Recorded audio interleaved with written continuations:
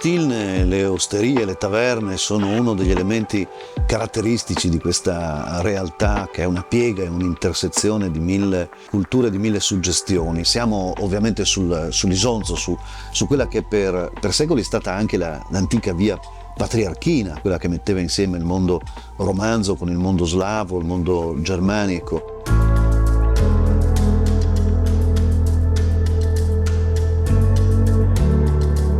Qui da sempre si sono incontrati tutti, l'intellettuale, il filosofo, il giornalista, lo scrittore, il vino terrano, la slivovica, la possibilità di inebriarsi di canto, di letteratura, luoghi aperti a qualunque avventore.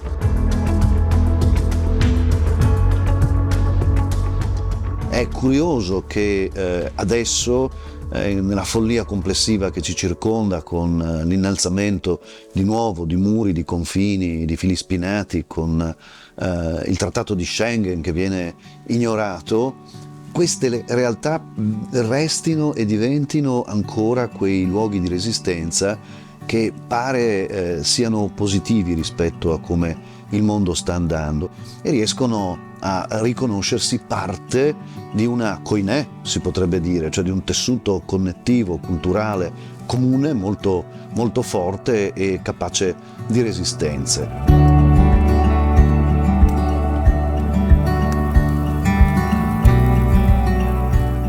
Mi piace aggiungere anche che molto spesso in luoghi del genere le nuove generazioni si incontrano con le generazioni più vecchie. Gli studenti si inventano festival di letteratura tra poesia e vino in tutte le lingue di questa terra, in tutte le lingue plurali di questa terra.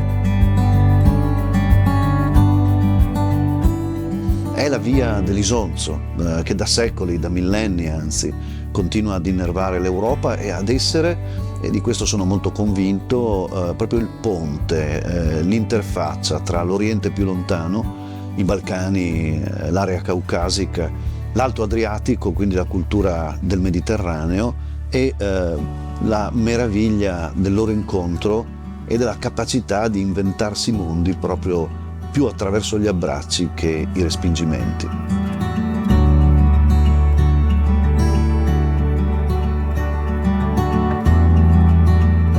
Apollonio Rodio nelle sue Argonautiche ci racconta un viaggio straordinario, che è il viaggio di Giasone,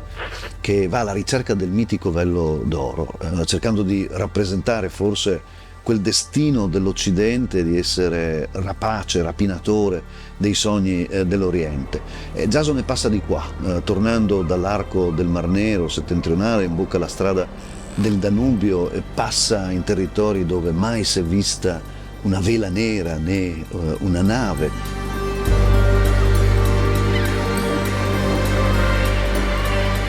E poi passa attraverso le vallate della Drava e della Sava, immettendosi proprio dentro questo filo collettore azzurro e meraviglioso che è l'Isonzo, per ritrovarsi poi di nuovo nel bacino dell'Adriatico e quindi nella cultura mediterranea.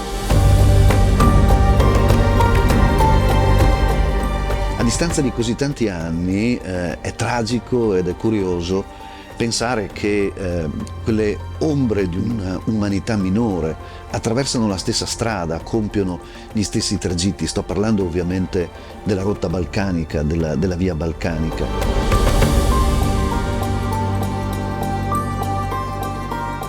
Che a distanza di millenni viene percorsa sulle stesse tracce già segnate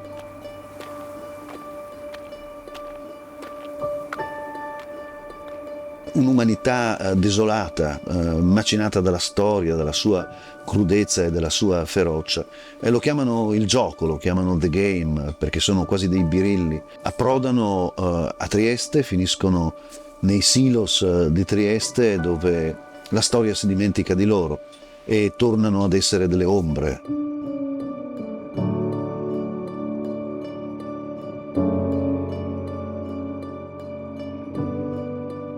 Mettere a confronto queste due storie è quasi il segno evidente di una sconfitta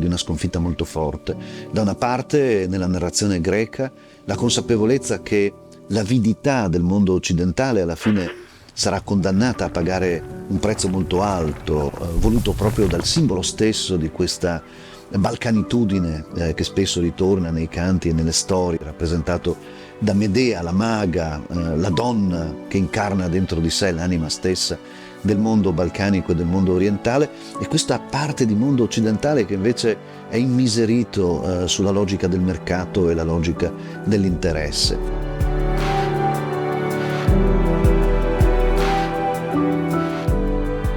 Un'Europa che è diventata fortezza, un'Europa che si è dimenticata probabilmente della sua anima plurale e che non è più capace di immaginarsi l'incontro con mondi che appaiono lontani ma che in realtà parlano di ciò che noi avremmo potuto essere e probabilmente abbiamo inevitabilmente perduto.